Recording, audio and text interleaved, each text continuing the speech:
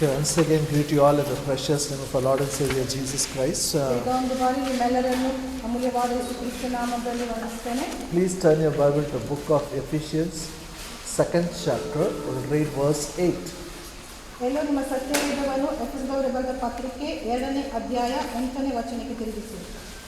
Ephesians 2nd chapter, verse 8.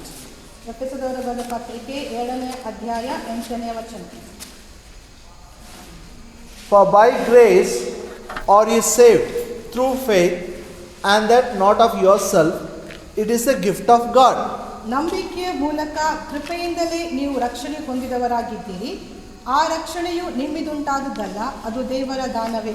Hallelujah. For by grace you are saved.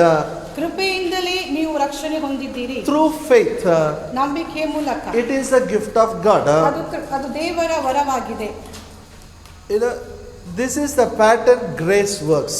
ಇದೇ ವಿಧಾನದಲ್ಲಿ ಕೃಪೆಯು ಕೆಲಸ ಮಾಡುತ್ತದೆ. Here it says grace provided salvation for us. ಇಲ್ಲಿ ಹೇಳ್ತದೆ ಕೃಪೆಯೇ ನಮಗೆ ರಕ್ಷಣೆಯನ್ನು ಉಂಟು ಮಾಡಿತು. Hallelujah. I am saved by grace through faith. ನಾನು ಕೃಪೆಯಿಂದಲೇ ನಂಬಿಕೆಯ ಮೂಲಕ ರಕ್ಷಣೆ ಹೊಂದಿದ್ದೇನೆ. For our salvation we have not done anything. ನಮ್ಮ ರಕ್ಷಣೆಗಾಗಿ ನಾವು ಏನು ಮಾಡಲಿಲ್ಲ. He died on the cross. ಆತನು ಕ್ರೂಶಿಯ ಮೇಲೆ ಸತ್ತನು. He shed the blood. ಆತನು ರಕ್ತವನ್ನು ಸುರಿಸಿದನು. Grace provided it. ಕೃಪೆ ಅದನ್ನು ಒದಗಿಸಿತು. All that you and I have done, it is by faith we have taken it. ನಾವು ನೀವು ಮಾಡಿದ ಕಾರ್ಯವೇನೆಂದರೆ ನಂಬಿಕೆಯಿಂದ ಅದನ್ನು ಹೊಂದಿಕೊಂಡಿದ್ದೇವೆ. Grace saved us. ಕೃಪೆ ನಮಗೆ ರಕ್ಷಣೆ ಉಂಟು ಮಾಡಿತು. Grace protects us. ರಕ್ಷಣೆ ನಮ್ಮನ್ನು ಕಾಪಾಡುತ್ತದೆ. Now I'm teaching how to live by grace. ನಾನು ಕಲಿಸ್ತಾ ಇದ್ದೇನೆ ಕೃಪೆಯಲ್ಲಿ ಹೇಗೆ ಜೀವಿಸುವುದು. In this about victory over sin, I took for many weeks. ಈ ಪಾಪದ ಮೇಲೆ ಜಯದ ಕುರಿತಾಗಿ ಅನೇಕ ವಾರಗಳನ್ನು ಬೋಧಿಸಿದ್ದೇನೆ. Even this grace provides. ಅದನ್ನು ಕೂಡ ಅದು ಕೃಪೆ ಒದಗಿಸುತ್ತದೆ. Hallelujah. Grace, Bible says what is grace? Whatever Christ has done on the cross for you and me is a grace. ಕೃಪೆ ಅಂದರೆ ಕ್ರಿಸ್ತನು ಕ್ರೂಶಿಯ ಮೇಲೆ ಏನು ಮಾಡಿದನು ಅದೇ ಕೃಪೆಯಾಗಿದೆ. Our old man was crucified with Christ on the cross. ನಮ್ಮ ಹಳೆ ಮನುಷ್ಯನು ಕ್ರಿಸ್ತನೊಂದಿಗೆ ಶಿಲುಬೆ ಮೇಲೆ ಆತನು ಹಾಕಲ್ಪಟ್ಟನು. Amen. We died with Christ. ನಾವು ಕ್ರಿಸ್ತನೊಂದಿಗೆ ಕ್ರೂಶಿಯ ಮೇಲೆ ಸತ್ತೆವು. Our sin nature is gone. ನಮ್ಮ ಪಾಪದ ಸ್ವಭಾವ ಹೋಯಿತು. Amen. Tell neighbor your sin nature is gone. ಪಕ್ಕದವರಿಗೆ ನಿಮ್ಮ ಪಾಪದ ಸ್ವಭಾವ ಹೋಯಿತು. Now his nature has come. ಆತನ ಸ್ವಭಾವ ಬಂದಿದೆ. Not only sin nature is died, sin nature is buried. ಅದು ಪಾಪದ ಸ್ವಭಾವ ಸತ್ತದ ಮಾತ್ರವಲ್ಲ, ಅದು ಹೂಣಲ್ಪಟ್ಟಿದೆ. It cannot come back again. ಮತ್ತೆ ತಿರುಗಿ ಅದು ಬರಲಿಕ್ಕೆ ಸಾಧ್ಯವಿಲ್ಲ. We believe that. ನಾವು ಅದನ್ನು ನಂಬುತ್ತೇವೆ. When we believe that, it is very easy to live a holy life. ಯಾವಾಗ ನಾವು ನಂಬುತ್ತೇವೆ, ನಾವು ಪರಿಶುದ್ಧ ಜೀವಿತ ಜೀವಿಸುವುದು ಬಹಳ ಸುಲಭ. The same way, when it comes to prosperity, when it comes to the wealth of God, ಹಾಗೆ ನಾವು ಅಭಿವೃದ್ಧಿ ಕುರಿತಾಗಿ ದೇವರ ಸಮೃದ್ಧಿ ಕುರಿತಾಗಿ ಹಾಗೆ ಆಗುತ್ತೆ. how can we become wealthy? ಹೇಗೆ ನಾವು ಶ್ರೀಮಂತರಾಗಬಹುದು? Grace provides. ಕೃಪೆಯು ಒದಗಿಸುತ್ತದೆ. Amen.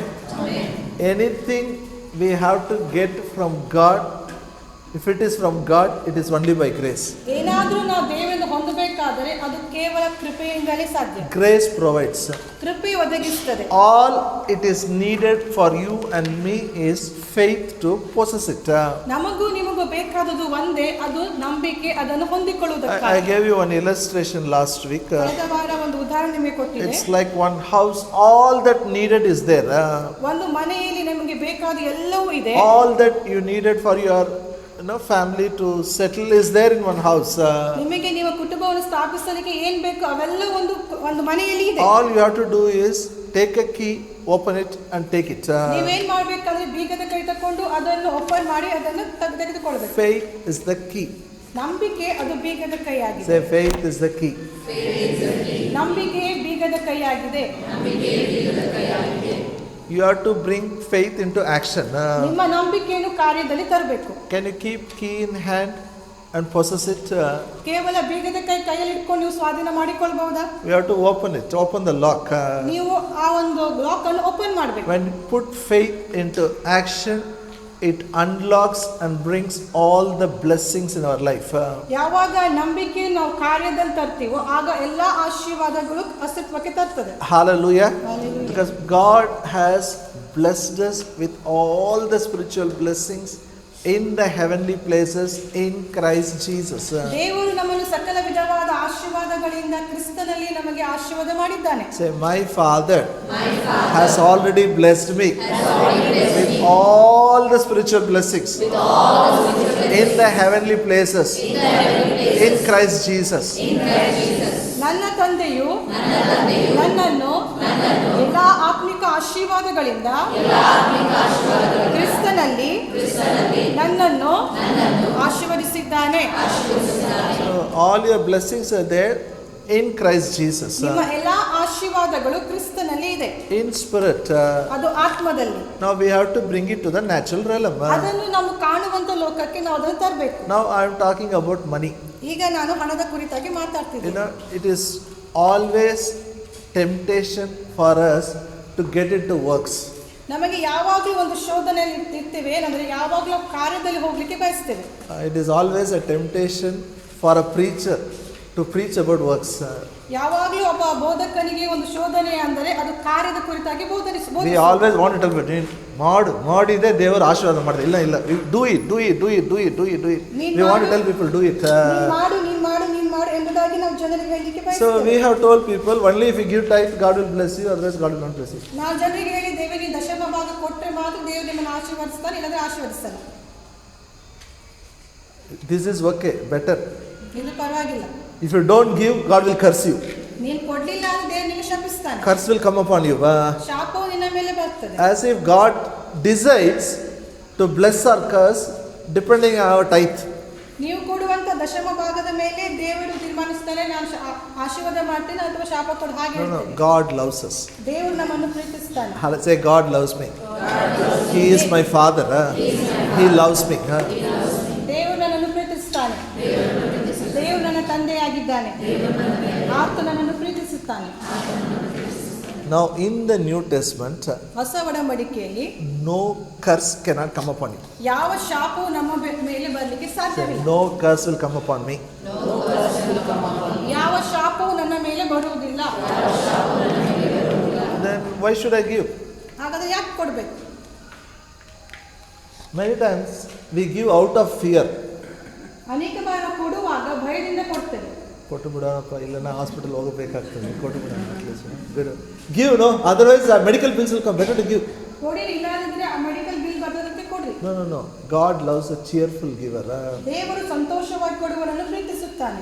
Even if you give tithes, when your motive is not right, it will not bring any blessings.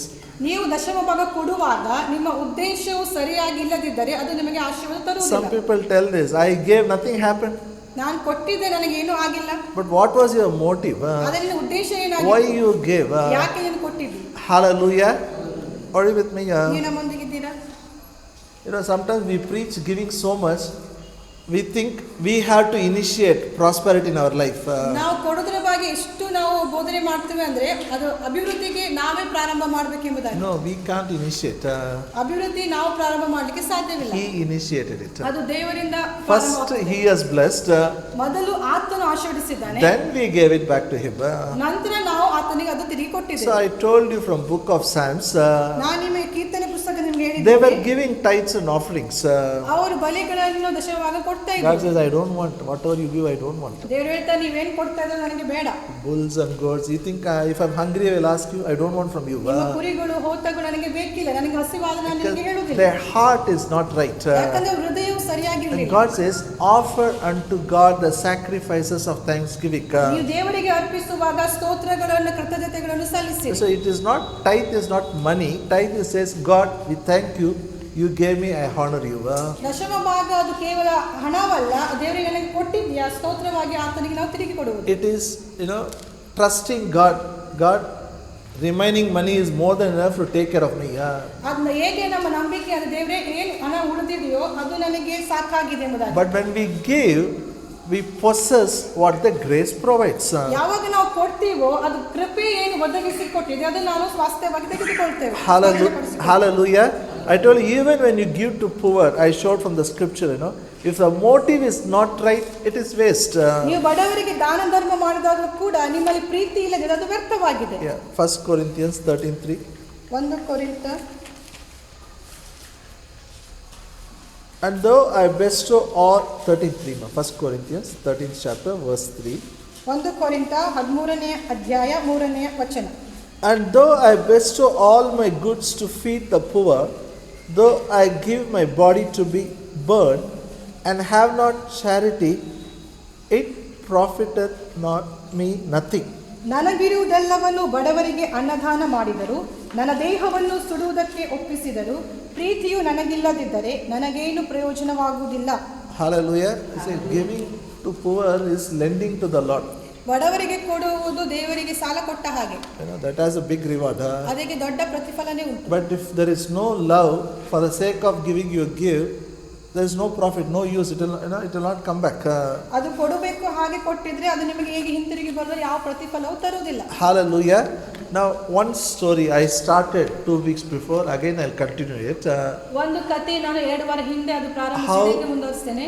God meets our needs. ಹೇಗೆ ದೇವರು ನಮ್ಮ ಬೇಡಿಕೆಗಳನ್ನು ಒದಗಿಸ್ತಾನೆ. How God is already ready to meet our needs. ಹೇಗೆ ದೇವರು ಈಗಾಗಲೇ ಸಿದ್ಧವಾಗಿದ್ದಾನೆ ನಮ್ಮ ಬೇಡಿಕೆಗಳನ್ನು ಪೂರೈಸಲು. Before you think about your expenditure, God is thinking about your expenditure.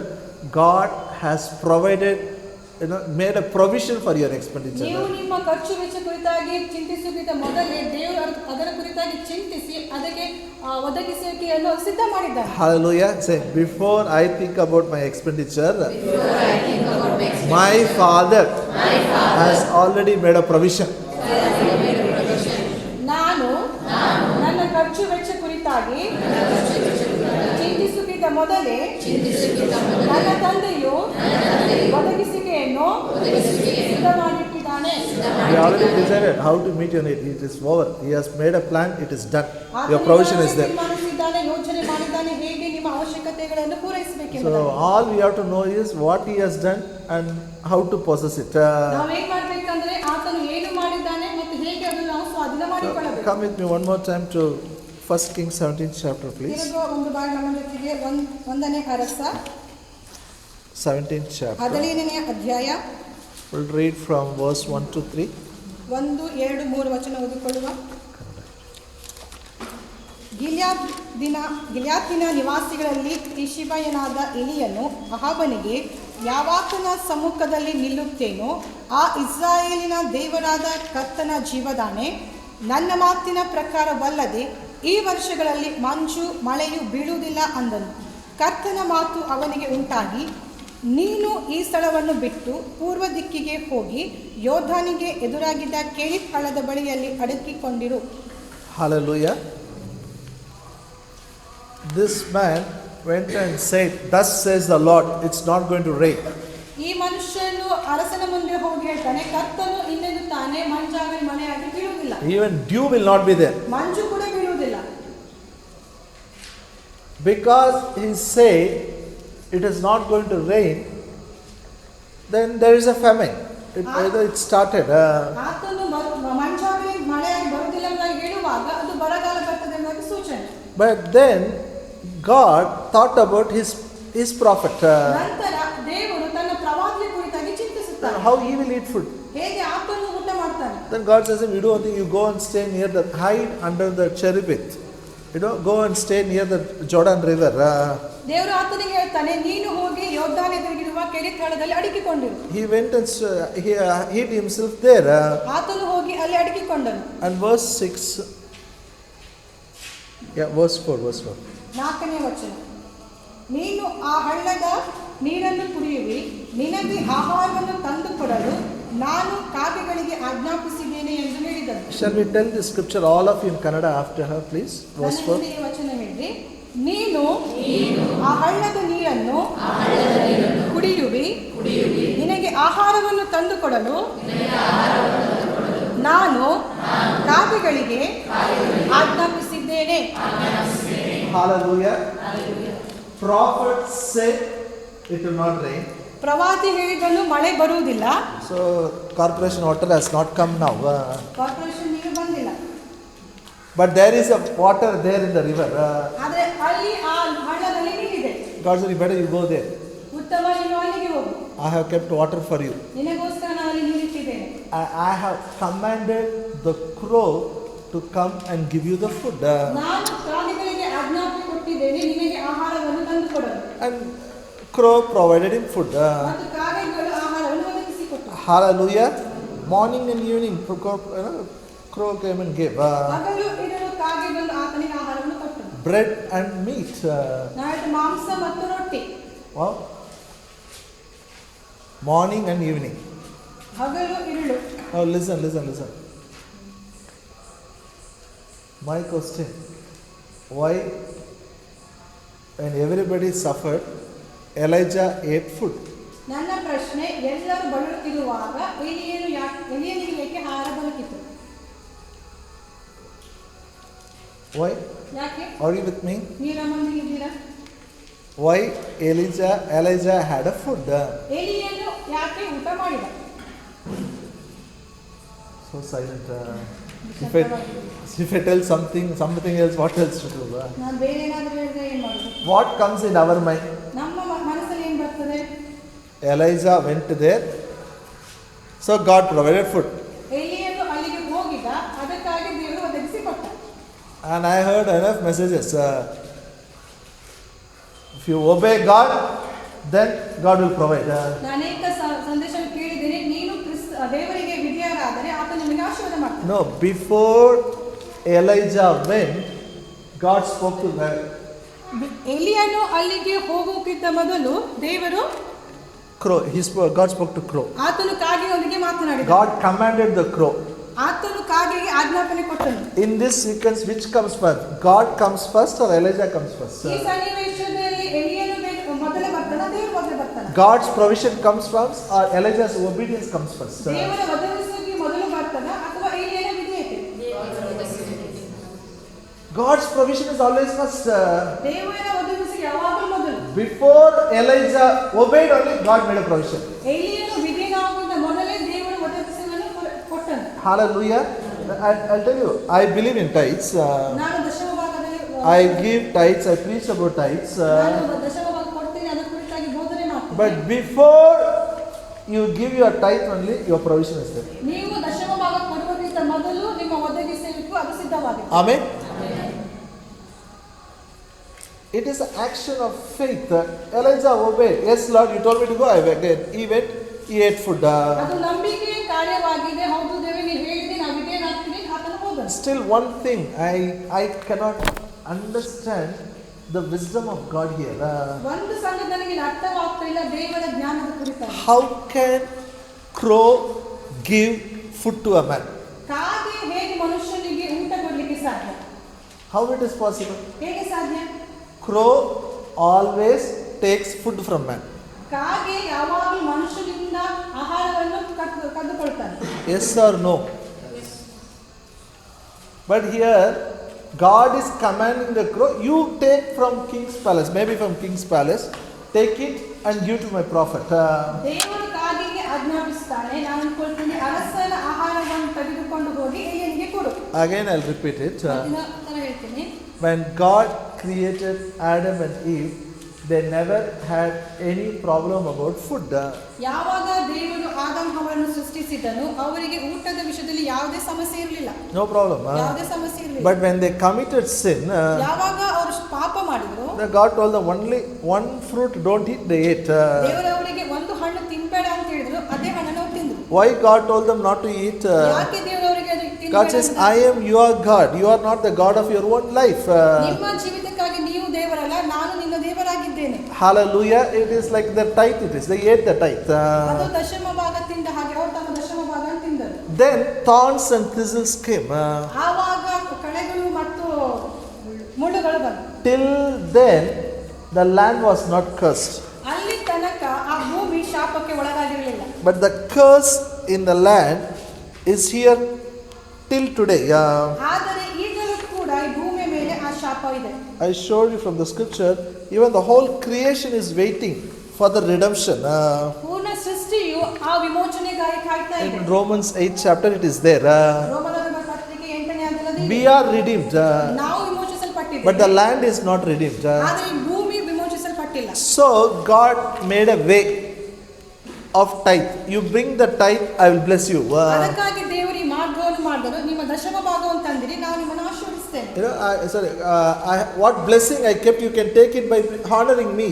ಯಾವ ಆಶೀರ್ವಾದವನ್ನು ನಾನು ನಿಮಗೆ ಇಟ್ಟಿದ್ದೇನೋ, ನಿನಗೆ ನನ್ನನ್ನು ಗೌರವಿಸುವ ಮೂಲಕ ನೀವು ಸ್ವಾಧೀನ ಮಾಡಿಕೊಳ್ಳಬಹುದು. Elijah just obeyed God. ಎಲೀಯನು ಕೇವಲ ದೇವರಿಗೆ Or ವಿಧೇಯನಾದ. I can say Elijah went to a right place where God told him to go. ಎಲೀಯನು ಸರಿಯಾದ ಸ್ಥಳಕ್ಕೆ ಹೋಗಿದ್ದನು, ಎಲ್ಲಿ ದೇವರು ಆತನಿಗೆ ಹೋಗಲಿಕ್ಕೆ ಹೇಳಿದ. Even when we struggle, ಯಾವಾಗ ನಾವು ಕೂಡ ಬಳಲ್ತೇವೋ, many people, that day one brother said, 8 lakhs I'm supposed to get, I'm not getting it in my hand. My money, it's not coming in my hand. ಬೆಳಗ್ಗೆ ಅವ ಸಹೋದರ ಹೇಳಿದ್ರು, 8 ಲಕ್ಷ ನನಗೆ ಸಿಗ್ಬೇಕು, ನನ್ನ ಹಣ ಅದು ನನಗೆ ಸಿಗ್ತಾ ಇಲ್ಲ. I gave to somebody, I'm not getting it. ನಾನು ಯಾರಿಗೆ ಕೊಟ್ಟಿದ್ದೇನೋ ಅದು ನನಗೆ ಹಿಂತಿರುಗಿ ಸಿಗ್ತಾ ಇಲ್ಲ. Our Father can make crow to give food. ನಮ್ಮ ತಂದೆಯು ಕಾಗೆ ಕೂಡ ಆಹಾರ ಕೊಡುವಂತೆ ಮಾಡಲಿಕ್ಕೆ ಸಾಧ್ಯ. No one can cheat you in money matters. ಯಾರು ನಿಮಗೆ ಹಣಕಾಸಿನ ವಿಷಯದಲ್ಲಿ ಮೋಸ ಮಾಡಲಿಕ್ಕೆ Your ಆಗುವುದಿಲ್ಲ. money will come to you.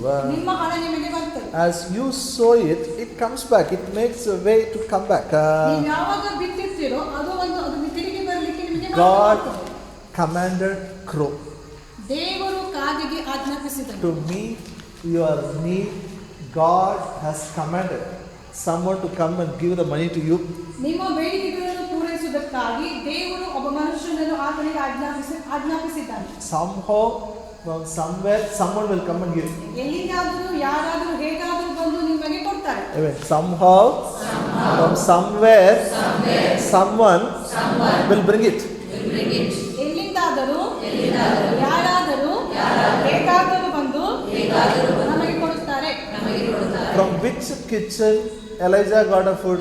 ಯಾವ ಅಡಿಗೆ ಮನೆಯಿಂದ ಕಿಚನ್ ಇಂದ ಎಲೆನಿಗೆ ಊಟ ಸಿಕ್ತು We don't know. ನಮಗೆ ಗೊತ್ತಿಲ್ಲ, Nobody knows it. ಯಾರಿಗೂ ಗೊತ್ತಿಲ್ಲ. But God provided. ಅದು ದೇವರು ಒದಗಿಸಿಕೊಡ್ತಾರೆ. Somehow it will come. ಹೇಗಾದರೂ ಬರ್ತದೆ. Hallelujah. When God wants to send you, He commands, He speaks. ದೇವರು ನಿಮ್ಗೆ ಕಳಿಸುವಾಗ ಆತನು ಮಾತಾಡ್ತಾನೆ. Then after some time, that river also dried up. ಸ್ವಲ್ಪ ಸಮಯದ ನಂತರ ಹಳ್ಳವು ಕೂಡ ಒಣಗಿ ಹೋಯ್ತು. Then there is no water now. ಈಗ ಅಲ್ಲಿ ನೀರಿಲ್ಲ. Severe famine. ಭೀಕರವಾದಂತ ಬರಗಾಲ. Now shall we read verse 8, 9 and 10? 8, 9, 10. ಕರ್ತನ ವಾಕ್ಯವು ಅವನಿಗೆ ಉಂಟಾಗಿ, ನೀನೆದ್ದು ಚೀಟೋನಿಗೆ ಸೇರಿದ ಚರಫ್ತಗೆ ಹೋಗಿ ಅಲ್ಲಿ ವಾಸವಾಗಿರು.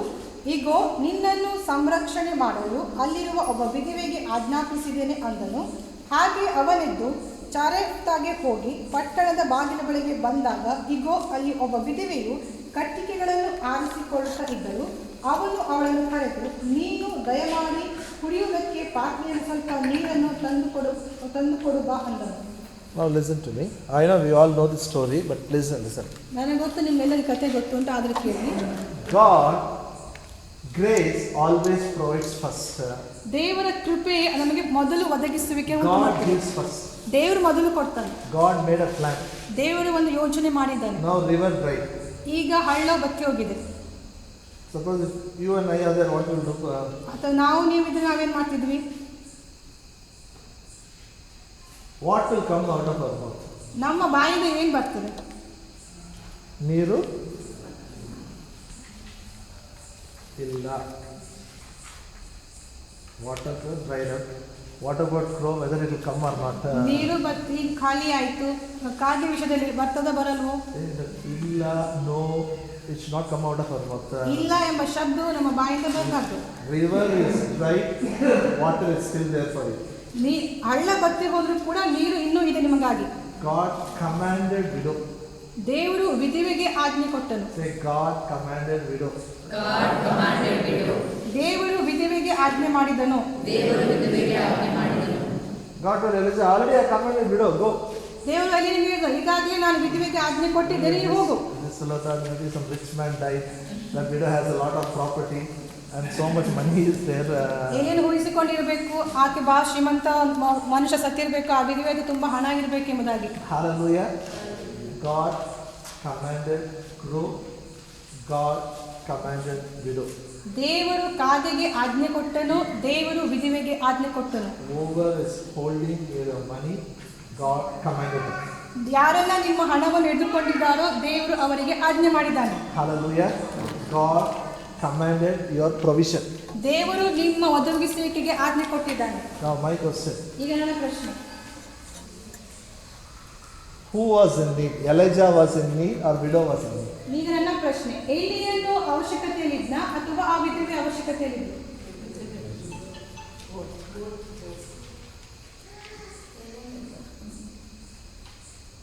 Who is hungry now? Elijah is hungry or widow is hungry? ಯಾರು ಹಸಿವೆಯಲ್ಲಿದ್ದಾರೆ? ಎಲಿಯನು ಹಸಿವೆಯಲ್ಲಿದ್ದಾನೆ ಅಥವಾ ಆ ವಿಧವೆ ಹಸಿವೆಯಲ್ಲಿದ್ದಾಳೆ? Both were in need. ಇಬ್ಬರು ಹಸಿವೆಯಲ್ಲಿದ್ದಾರೆ. But who met the need? ಆದರೆ ಯಾರು ಆ ಒದಗಿಸುವಿಕೆಯನ್ನು ಪೂರೈಸಿದರು? That is important. ಅದು ಮುಖ್ಯವಾಗಿದೆ. Hallelujah. The whole country was in famine. ಈ ಪೂರ್ಣ ದೇಶವು ಬರಗಾಲದಲ್ಲಿತ್ತು. But God commanded widow. ಆದರೆ ದೇವರು ವಿಧವೆಗೆ ಆಜ್ಞೆ ಮಾಡಿದ. Maybe I believe she prayed. ನಾನು ನಂಬ್ತೇನೆ ಅವಳು ಪ್ರಾರ್ಥನೆ ಮಾಡಿರಬಹುದು. She said, where can I go? ಎಲ್ಲಿನ ಹೋಗಬಹುದು? Even my husband is not there.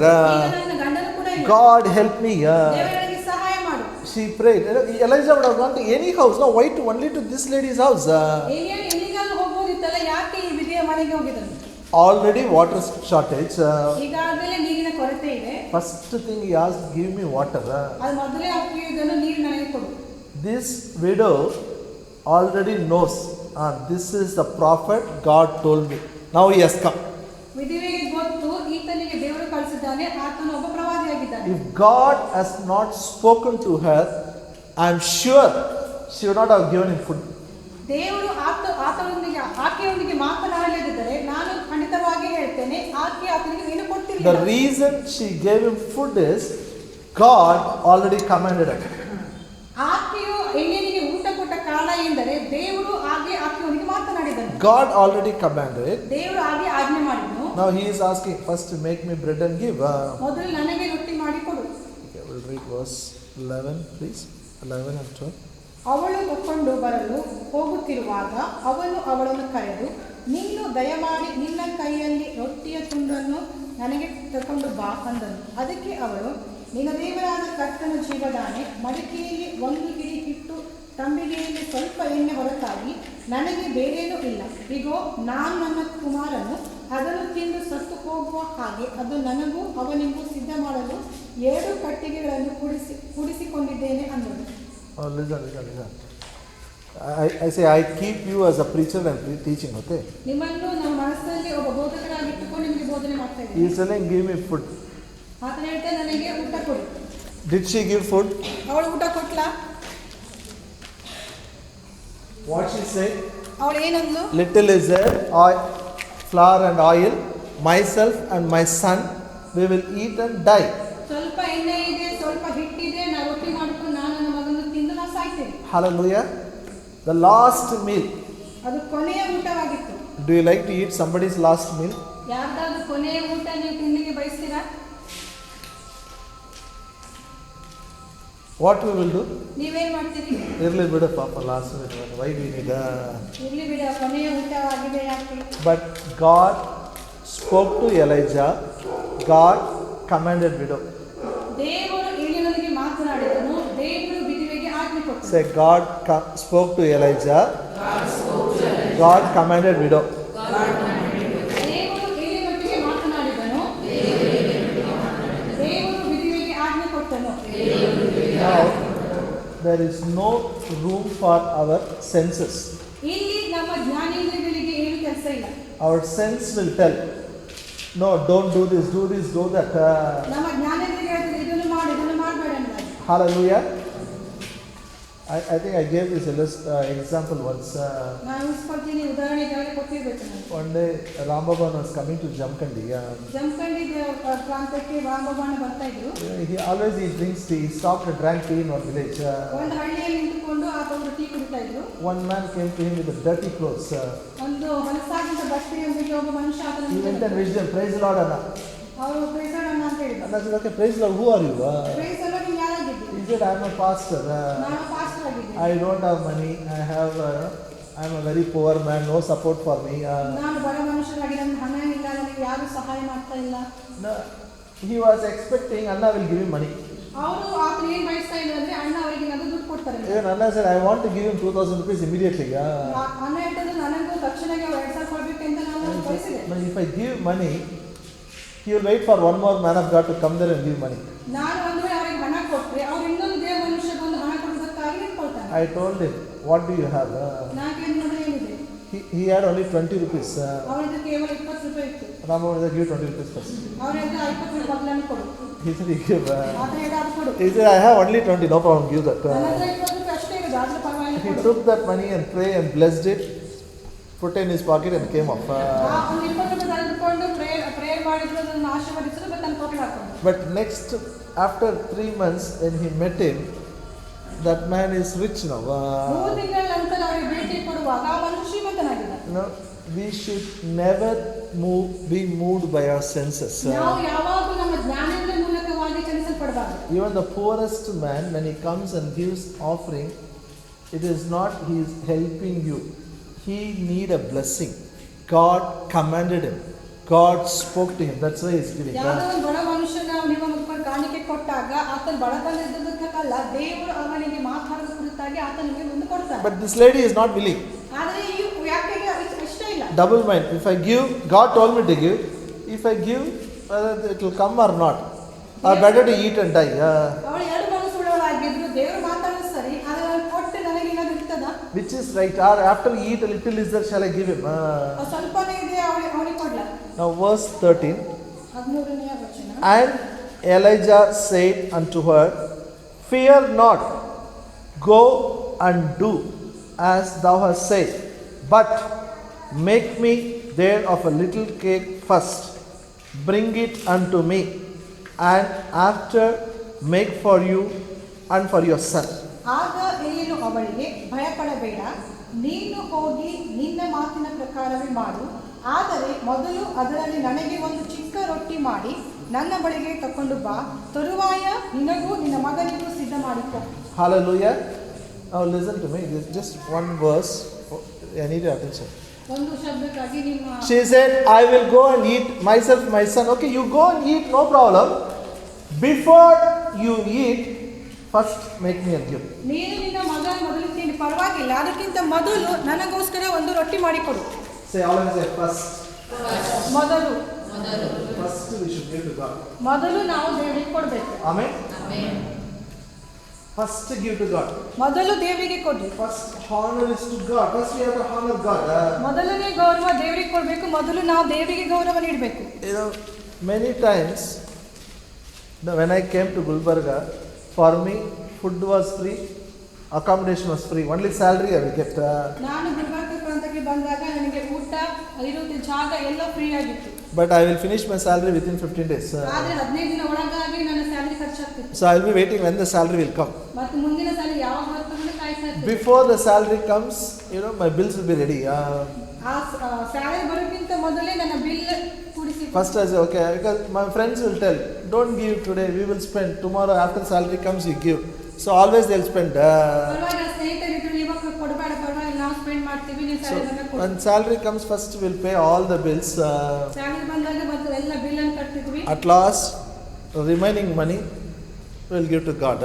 ಮತ್ತೆ ಏನು ಉಳಿತಂತ ಹಣವನ್ನು ನಾವು ದೇವರಿಗೆ ಕೊಡ್ತೀವಿ. That is not honoring God. ಅದು ದೇವರಿಗೆ ಗೌರವ ನೀಡುವ. Honoring God is when the salary comes, first remove and keep. ದೇವರಿಗೆ ಗೌರವಿಸುವುದಂದ್ರೆ ನಮ್ಮ ಸಂಬಳ ಬಂದಾಗ ಮೊದಲು ನಾವು ದೇವರಿಗಾಗಿ ಕೊಡಬೇಕು. For Adam, God is not first. ಆದಮನಿಗೆ ದೇವರು ಮೊದಲಾಗಿರಲಿಲ್ಲ. He said, my will is more important than your will. ನಿನ್ನ ಚಿತ್ತಕ್ಕಿಂತ ನನ್ನ ಚಿತ್ತವೇ ಬಹಳ ಪ್ರಾಮುಖ್ಯವಾಗಿದೆ. Tithe is only a principle. It is not about money. ಈ ದಶಮ ಭಾಗ ಒಂದು ಕೇವಲ ಒಂದು ನಿಯಮವಾಗಿದೆ, ಅದು ಒಂದು It is not about money. ಅದು ಹಣದ ಕುರಿತಾಗಿ ಅಲ್ಲ. Tithe, okay, I am telling you, tithe is not for expenditure in the church. ನೀವು ಕೊಡುವಂತ ದಶಮ ಭಾಗ ಸಭೆಯ ಖರ್ಚಿಗಾಗಿ ಅಲ್ಲ. ಏನೋ ಸಂಪಾದಿಸ ನೀವು ಕೊಟ್ಟಿಲ್ಲ ಇಲ್ಲಿ ನಾವು ಏನು ಮಾಡಬೇಕು? ಕೊಟ್ಟಿದೆ ನಡೀತಿಲ್ಲ, ನಡೀಲ್ಲ, ಏನೋ ಖರ್ಚಾದ್ರೆ we have money, no we have expenditure, better you give. ನಮಗೆ ಖರ್ಚಿದೆ, ಅದಕ್ಕಾಗಿ ನೀವು ಕೊಡುವುದೇ ಉತ್ತಮವಾಗಿದೆ. God doesn't need my tithe and your tithe to run his expenditure, to meet his expenditure. ದೇವರಿಗೆ ಅವ್ರ ಖರ್ಚುಗಳನ್ನು ನೋಡಿಕೊಳ್ಳುವುದಕ್ಕಾಗಿ ನಮ್ಮ ದಶಮ ಭಾಗ ಅಥವಾ ನಿಮ್ಮ ದಶಮ ಭಾಗ ಬೇಕಾಗಿಲ್ಲ. Honoring God. ದೇವರನ್ನು ಗೌರವಿಸುವುದು. You know, that's why God, Jesus says, don't worry what to eat, what to worry, what to wear. First, what we should do, seek the kingdom of God and His righteousness. ಅದಕ್ಕಾಗಿ ಇದು ಸ್ವಾಮಿ ಹೇಳಿದನು, ಏನು ತಿನ್ಬೇಕು, ಏನು ಕುಡಿಬೇಕು, ಏನು ಹಾಕೊಳ್ಬೇಕೆಂಬುದಾಗಿ ಚಿಂತೆ ಮಾಡಬೇಡ್ರಿ, ಮೊದಲು ದೇವರ ರಾಜ್ಯಕ್ಕಾಗಿ ತವಕ ಪಡಿರಿ. Above all, first we should give. ಎಲ್ಲಕ್ಕಿಂತ ಮೊದಲು ನಾವು ಕೊಡಬೇಕು. Proverbs 3rd chapter. ಜ್ಞಾನೋಕ್ತಿಗಳು 3ನೇ ಅಧ್ಯಾಯ verse 9 and 10. 9 ಮತ್ತು 10ನೇ ವಚನ. Honor the Lord with thy substance and with first fruits of all thine increase.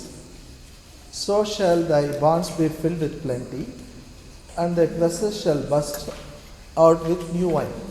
ನಿನ್ನ ಆಸ್ತಿಯಿಂದಲೂ ಅಭಿವೃದ್ಧಿಯ ಎಲ್ಲ ಪ್ರಥಮ ಫಲಗಳಿಂದಲೂ ಕರ್ತನನ್ನು ಸನ್ಮಾನಿಸು.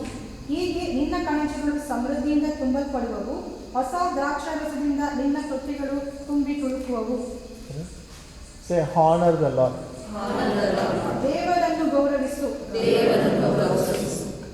Now look here. Suppose you invite a guest to your house ಊಹಿಸಿಕೊಳ್ಳಿ, ಯಾವುದೊಂದು ಅತಿಥಿಯನ್ನು ನಿಮ್ಮ ಮನೆಗೆ ಆಹ್ವಾನಿಸ್ತೀರಿ to eat food. ಊಟಕ್ಕಾಗಿ. How do you honor the guest? ಹೇಗೆ ನೀವು ಅವರಿಗೆ ಸನ್ಮಾನ ಗೌರವವನ್ನು ಕೊಡ್ತೀರಿ? First you eat food or he should eat food? ಮೊದಲು ನೀವು ಊಟ ಮಾಡ್ತೀರಾ ಅಥವಾ ಬಂದು ಊಟ ಮಾಡಬೇಕು? Depending on hunger, no? ಹಸುವಿನ ಮೇಲೆ ಆಧಾರವಾಗಿದೆ. I still remember. ಈಗಲೂ ನೆನಪಿದೆ. I am not telling something I have not seen. We have done this mistake.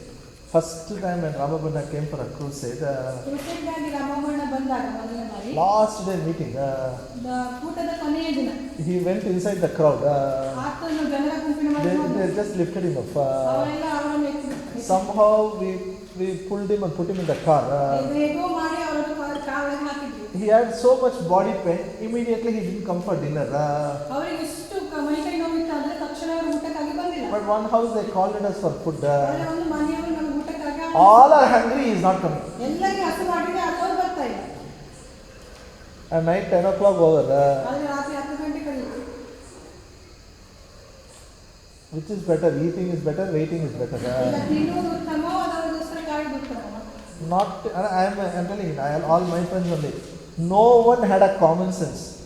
We all ate food because hunger. No, hunger is more important. We all ate food before he came. ನಮ್ಮ ಸ್ನೇಹಿತರು ಒಬ್ಬರಿಗೂ common sense ಇರಲಿಲ್ಲ. ಅವರು ಬರೋಕ್ಕಿಂತ ಮೊದಲು ಎಲ್ಲರೂ ಊಟ ಮಾಡಿದ್ರು. ಅವರಿಗೋಸ್ಕರ ಕಾಯಿಲೆ ಇಲ್ಲ. Afterwards he came. Last he ate. ನಂತರ ಅವರು ಬಂದ್ರು, ಕೊನೆಗಾಗಿ ಊಟ ಮಾಡಿದ್ರು. That is not honor. ಅದು ಸನ್ಮಾನ ಕೊಡುವುದಲ್ಲ. Honor is first we should give. ಗೌರವ ಅದರ ಮೊದಲು ಕೊಡಬೇಕು. Hallelujah.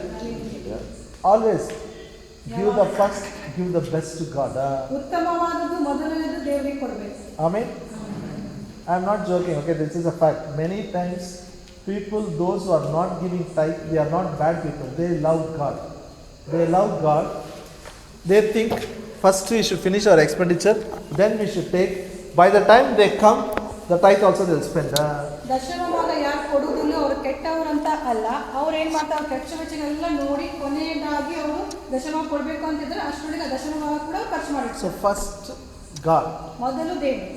I practice it. As soon as I get money, first immediately I will go home. We will pray as a family. I will remove and keep it. ನಾನು ಅಭ್ಯಾಸ ಮಾಡಿಕೊಂಡಿದ್ದೇನೆ. ಯಾವಾಗ ಹಣ ಬರ್ತದೆ ಮೊದಲದಾಗಿ ನಾವು ಪ್ರಾರ್ಥನೆ ಮಾಡ್ತೇವೆ ಮತ್ತು ದೇವರಿಗಾಗಿ ತೆಗೆದಿರ್ತೇವೆ. Not because curse will come upon me. ಯಾಕೆ ಶಾಪ ಬರ್ತದೆ ಎಂಬ ಭಯದಲ್ಲಿ ಅಲ್ಲ. No. I love God. I honor God. ದೇವರು ನಾನು ಪ್ರೀತಿಸ್ತೇನೆ, ದೇವರು ನಾನು ಗೌರವಿಸ್ತೇನೆ. Now listen to me. ಈಗ ಕೇಳಿ ನನ್ನನ್ನು. Verse 10. 10ನೇ ವಚನ. So shall thy barns be filled with plenty, and thy presses shall burst out with new wine. ಹೀಗೆ ನಿನ್ನ ಕಣಜಗಳು ಸಮೃದ್ಧಿಯಿಂದ ತುಂಬಲ್ಪಡುವವು, ಹೊಸ ದ್ರಾಕ್ಷಾರಸದಿಂದ ನಿನ್ನ ತೊಟ್ಟಿಗಳನ್ನು ತುಂಬಿ ತುಳುಕುವವು. Say in Kannada, all of you. ಹೀಗೆ ನಿನ್ನ ಕಣಜಗಳು ಸಮೃದ್ಧಿಯಿಂದ ತುಂಬಲ್ಪಡುವವು, ಹೊಸ ದ್ರಾಕ್ಷಾರಸದಿಂದ ನಿನ್ನ ತೊಟ್ಟಿಗಳನ್ನು ತುಂಬಿ ತುಳುಕುವವು. I told you, today, in those days they have big godowns. ಆ ದಿನಗಳ ದೊಡ್ಡ ದೊಡ್ಡ ಗೋಡಾನ್ಗಳಿದ್ವು. They had tanks to store the wine. ಟ್ಯಾಂಕ್ಗಳಿದ್ದವು ಅದನ್ನು ತುಂಬಿಡಲಿಕ್ಕೆ. Hallelujah. No, we don't have godowns. We don't have tanks. We do all those things. We have bank accounts, cupboards. ಈಗ ನಮಗೆ ಕಣಜಗಳಾದ ತೋಟಗಳಿಲ್ಲ, ಆದ್ರೆ ನಮಗೆ ಕಬರ್ಡ್ಗಳು, bank ಅಕೌಂಟ್ಗಳು ಇದಾವೆ. Amen. Are you with me? ನಮ್ಮೊಂದಿಗೆ ಇದ್ದೀರಾ? Say, my bank accounts will be filled with plenty. My cupboard will overflow. ನನ್ನ bank account ತುಂಬಿ ತುಳುಕುವುದು. ನನ್ನ ಕಬರ್ಡ್ ಸಮೃದ್ಧಿಯಿಂದ ತುಂಬಿ ತುಳುಕುವುದು. I am telling overflow. What it has to overflow, you have to tell, okay? ನಾನು ತುಂಬಿ ತುಳುಕ್ತಾ ಇದ್ದೀನಿ ಎಂಬುದಾಗಿ ಹೇಳ್ತಾ ಇದ್ದೇನೆ. ಯಾವುದರಿಂದ ತುಂಬಿ ತುಳುಕಬೇಕು ಅದು ನೀವು ತೀರ್ಮಾನಿಸಿ. You want clothes, speak clothes. You want gold, speak gold. You want money, speak money. ನಿಮಗೆ ಬಟ್ಟೆ ಬೇಕಾ ಬಟ್ಟೆ ಮಾತಾಡಿ, ಗೋಲ್ಡ್ ಬೇಕಾ ಗೋಲ್ಡ್ ಬೇಕಾ ನಿಮಗೆ ಬಿಟ್ಟಿದ್ದು. Now listen. I not finished it, okay? Sometimes I have done the mistake. That's why I am correcting today. I am setting the doctrine right. ನಾನು ಕೂಡ ತಪ್ಪು ಮಾಡಿದ್ದೇನೆ, ಅದಕ್ಕಾಗಿ ನಿಮಗೆ ಹೇಳ್ತಾನೆ ಸರಿಪಡಿಸು. If you give, God will fill. ನೀವು ಕೊಟ್ಟರೆ ದೇವರು ತುಂಬಿಸ್ತಾನೆ. Otherwise, ಇಲ್ಲಾಂದ್ರೆ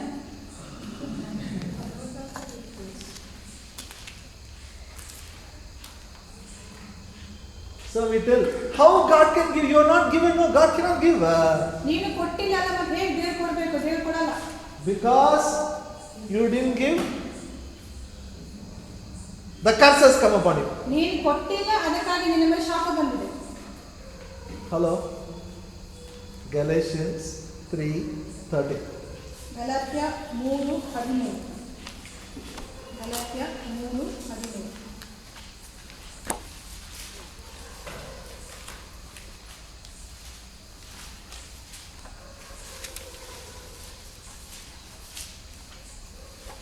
Christ has redeemed us from the curse of the law, being made a curse for us.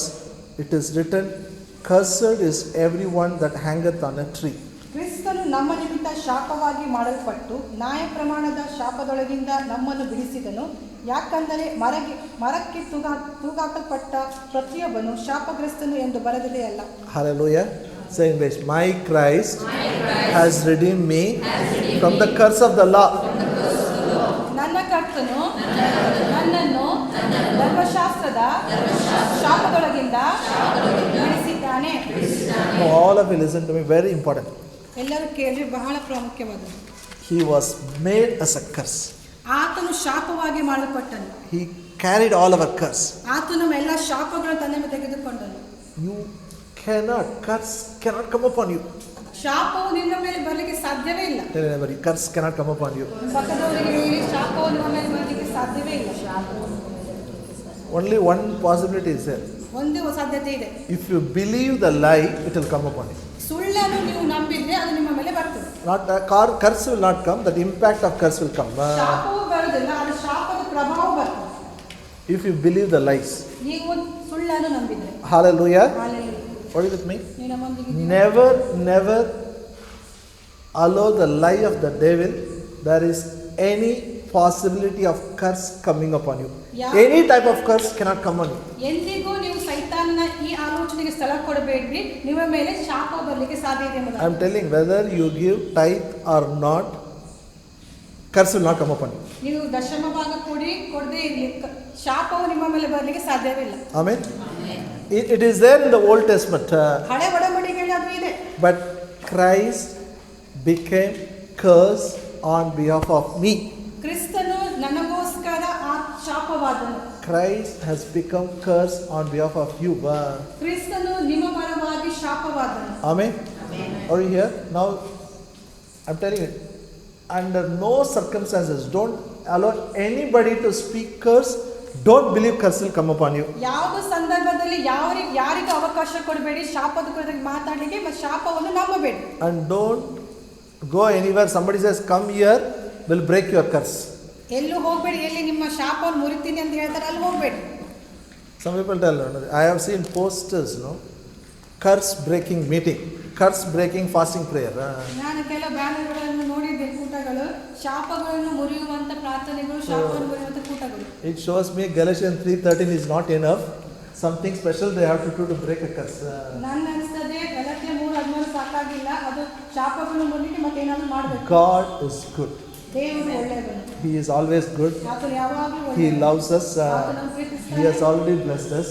ಈಗಾಗಲೇ ಆತನು ಆಶೀರ್ವದಿಸಿದ್ದಾನೆ. When all that you do by honoring Him is, you are just acting on faith. ನೀವೇನೆಲ್ಲ ಮಾಡ್ತಾ ಇದ್ರು ಅದು ಕೇವಲ ನಿಮ್ಮ ನಂಬಿಕೆಯನ್ನು ಕಾರ್ಯದಲ್ಲಿ ತರ್ತಾ ಇದ್ದೀರಿ. Hallelujah. I still remember ಈಗ ನನ್ನ ನೆನಪಿದೆ. this condemnation is very dangerous. ಈ ಖಂಡನೆ ಬಹಳ ಅಪಾಯಕಾರಿಯಾಗಿದೆ. First of all, I didn't have salary. ಮೊದಲೇ ನನಗೆ ಸಂಬಳ ಇರಲಿಲ್ಲ. I finished my graduation. Maybe some days I used to get some pocket money. ನನಗೆ ಸ್ವಲ್ಪ ಪಾಕೆಟ್ ಮನಿ ಸಿಕ್ತಿತ್ತು. Somebody said, even pocket money, you have to give tithe, otherwise curse will come upon you. ನಿನ್ನ pocket money ಸಹ ನೀ ದಶಮ ಕೊಡಬೇಕು, ಇಲ್ಲದ್ರೆ ನಿನ್ನ ಮೇಲೆ ಶಾಪ ಬರ್ತದೆ. I will get pocket money 1 rupee, 2 rupees. ನನಗೆ ಪಾಕೆಟ್ ಮನಿ 1 ರೂಪಾಯಿ 2 ರೂಪಾಯಿ ಸಿಕ್ತಿತ್ತು. That is not enough for me to drink tea only. ಅದು ಟೀ ಕುಡ್ಲಿಕ್ಕೆ ಕೂಡ ನನಗೆ ಸಾಕಾಗ್ತದೆ. Not enough, but sometimes I will not have offering to put. ಕೆಲವೊಮ್ಮೆ ಕಾಣಿಕೆ ಆಗ್ಲಿಕ್ಕೆ ಹಣ ಇರ್ತಿರ್ಲಿಲ್ಲ. So I used to think, my God, this 1 rupee 10 paise, if I don't give, what will happen to my life? ನಾನು ಅನ್ಕೊಳ್ತಿದ್ದೆ, ಅಯ್ಯೋ 1 ರೂಪಾಯಿ ಕೊಡ್ತಿದ್ರೆ ನನ್ನ ಜೀವಿತ ಏನಾಗ್ಬೋದು. So I used to go make chiller, whenever I get 1 rupee, first I'll go make change and keep. ನನಗೆ 1 ರೂಪಾಯಿ ಸಿಕ್ಕಿದಾಗ ಮೊದಲು ಹೋಗಿ ಚಿಲ್ಲರೆ ಮಾಡ್ತಿದ್ದೆ. But one commitment. ಆದ್ರೆ ಒಂದು ಒಪ್ಪಂದ. I remember making it. God, today I am not working. ದೇವರೇ, ಇವತ್ತು ನಿಮಗೆ ಗೊತ್ತು ನಾನು ಕೆಲಸ ಮಾಡ್ತಾ ಇಲ್ಲ. But when I work, ಯಾವಾಗ ನಾನು ಕೆಲಸ ಪ್ರಾರಂಭ ಮಾಡ್ತೀನಿ, I will practice this. ನಾನು ಇದನ್ನು ಅಭ್ಯಾಸ ಮಾಡ್ಕೊಳ್ತೀನಿ. Hallelujah. Again I'm saying it. ತಿರುಗಾ ಹೇಳ್ತೀನಿ ನಾನು, Never allow any man to condemn you. ಯಾವ ಮನುಷ್ಯನಿಗೆ ನಿಮ್ಮನ್ನು ಖಂಡಿಸುವುದಕ್ಕೆ ಬಿಡಬೇಡಿ. Hallelujah. At that time, no job. ಆವಾಗ ಕೆಲಸ ಇರಲಿಲ್ಲ. But I was reading, about Jacob. ಆದ್ರೆ ನಾನು ಯಾಕೋಬನ ಕುರಿತಾಗಿ He said, ಓದ್ತಾ ಇದ್ದೆ. he is telling God, whatever you give, I'll give 1/10. ದೇವರು ನೀವೆಲ್ಲ ನನಗೆ ಏನು ಕೊಡ್ತೀರೋ ಅದರಲ್ಲಿ ಹತ್ರ ಒಂದು ಭಾಗ ನಿಮಗೆ ಕೊಡ್ತೀನಿ. What Jacob had in hand, ಆದ್ರೆ ಯಾಕೋಬನ ಕೈಯಲ್ಲಿ ಏನಿತ್ತು? only one stick. ಒಂದು ಕೋಲು. Say only one stick. ಒಂದು ಕೋಲು. ಒಂದು ಕೋಲು. ಅರ್ಥ ಆಗ್ತದ ಕೋಲ್ ಬಡಿ ಬಡಿ ಬಡಿ. Hello. Only one stick. Tell you only one stick. ಒಂದು ಬಡಿ. But he said, God, whatever you give, I'll give 1/10. ದೇವರಿಗೆ ಏನೆಲ್ಲ ನಾನು ಕೊಡ್ತೀನಿ ಅದರಲ್ಲಿ ಹತ್ರ ಒಂದು ಭಾಗ ನಿಮ್ಗೆ ಕೊಡ್ತೀನಿ. After 20 years, 20 ವರ್ಷದ ನಂತರ same place he came. ಅದೇ ಜಾಗದಲ್ಲಿ ಬಂದ. Same river. ಅದೇ ಹಳ್ಳ, Jordan River. ಯೋರ್ದಾನ್ ನದಿ. He said, 20 years back, I had only one stick. 20 ವರ್ಷದ ಹಿಂದೆ ನನಗೆ ಕೇವಲ ಒಂದೇ ಬಡಿಗೆ ಇತ್ತು. After 20 years, become so rich. 20 ವರ್ಷದ ನಂತರ ಎಷ್ಟೋ ಶ್ರೀಮಂತ ನಾನು. 2 wives, 2 ಹೆಂಡತಿರು, lot of camels, donkeys, silver, gold, everything. ಚಿನ್ನ ಬೆಳ್ಳಿ ಒಂಟೆಗಳು ಎಷ್ಟೋ ಇದೆ. Hallelujah. His life was not easy. ಆತನ ಜೀವನ ಸುಲಭವಾಗಿರಲಿಲ್ಲ. In this 20 years, 20 ವರ್ಷದಲ್ಲಿ 10 years his salary was reduced. 10 times. 10 ಸಲ ಆತನ ಸಂಬಳ ಕಡಿಯಲ್ಪಟ್ಟಿತು. He was cheated 10 times. 10 ಸಲ ಆತನಿಗೆ ಮೋಸ ಮಾಡಿದ್ರು. Maybe somebody has cheated you. ಯಾರಾದರೂ ನಿಮಗೆ ಮೋಸ ಮಾಡಿದ್ರು. Maybe people have taken money, they are not given back. ಯಾರಾದರೂ ನಿಮಗೆ ಹಣ ತೆಗೆದುಕೊಂಡಿರಬಹುದು, ಹಿಂತಿರುಗಿಸಲಿಕ್ಕಿಲ್ಲ. But the end, you are a winner. ಆದರೆ ಅಂತ್ಯದಲ್ಲಿ ನೀವೇ ಜಯಶಾಲಿಗಳಾಗಿದ್ದೀರಿ. Hallelujah. I always tell you, it's like a boxing match, ಅದು ಒಂದು ಬಾಕ್ಸಿಂಗ್ ಮ್ಯಾಚ್ ಇದ್ದ ಹಾಗೆ. 15 rounds are there. 15 ರೌಂಡ್ಸ್ ಇದೆ. First round lose, no problem. Second round lose, no problem. 5 rounds if you lose also, no problem. You can come back. 1, 2, 5 round ಅಲ್ಲಿ ನೀವು ಸೋತ್ರ ಪರವಾಗಿ ನೀವು ತಿರುಗಿ ಬರ್ಬೋದು. You can come back. ತಿರುಗಿ ಬರ್ಬೋದು. But 15th round you are going to take a championship. ಆದರೆ 15ನೇ round ಅಲ್ಲಿ ನೀವೇ ಆ championship Life is something, a big journey. ಜೀವನ ಒಂದು ದೊಡ್ಡ ಪ್ರಯಾಣವಾಗಿದೆ. Little bit problem, little bit maybe lockdown 1 month, 2 months, no problem. In the end, you are a more than a conqueror. You are already more than a conqueror. In the end, you will see with your eyes, you are a more than a conqueror. ಸ್ವಲ್ಪ ಕಷ್ಟಪಡೋದು lockdown ಸಮಯದಲ್ಲಿ ಸ್ವಲ್ಪ ಕಷ್ಟ ಆಗಿರುವ ಅಂತ್ಯದಲ್ಲಿ ನೀವು ಜಯಶಾಲಿಗಿಂತ ಹೆಚ್ಚಿನವರಾಗಿ ಈಗ I am a more than a conqueror. ನಾನು ಜಯಶಾಲಿಗಿಂತ ಹೆಚ್ಚಿನವನಾಗಿದ್ದೇನೆ. Hallelujah. So only one problem, you know why? ಒಂದು ಸಮಸ್ಯೆ ಏನು ಗೊತ್ತಾ? If you condemn yourself, ನೀವು ನಿಮ್ಮನ್ನು ಖಂಡಿಸಿಕೊಂಡ್ರೆ every time when you don't give tithe, you will think, ನಾ ಏನು ಮಾಡಲಿ, ದೇವರು ನನಗೆ ಆಶೀರ್ವಾದ ಮಾಡಲ್ಲ. You will come to that condition. ಕೆಲವೊಮ್ಮೆ ದಶಮ ಕೊಟ್ಟಿಲ್ಲ, ಅದು ಏನು ಮಾಡುದು, ದಶಮ ಕೊಟ್ಟಿಲ್ಲ, ದೇವರನ್ನು ಆಶೀರ್ವದಿಸಲಿಲ್ಲ. And even if you give, ಕೊಟ್ಟರು ಕೂಡ if you don't give happily, ನೀವು ಸಂತೋಷವಾಗಿ ಕೊಡದಿದ್ರೆ God will not accept. ದೇವರು ಅದನ್ನು ಸ್ವೀಕರಿಸುವುದಿಲ್ಲ. Joyfully, God, you gave me, I am honoring you. ಸಂತೋಷವಾಗಿ ದೇವರೇ ನೀನು ನನಗೆ ಕೊಟ್ಟಿದ್ದೆ, ನಾನು ನಿನಗೆ ಕೊಡ್ತೇನೆ. I am telling you, your certificate is better, 1,000 times better than the wooden stick what Jacob had. ನಿಮ್ಮ ಸರ್ಟಿಫಿಕೇಟ್ ಎಷ್ಟೋ ಉತ್ತಮವಾಗಿದೆ ಯಾಕೋಬನ ಕೈಲಿದ್ದ ಕೋಲಿಗಿಂತ.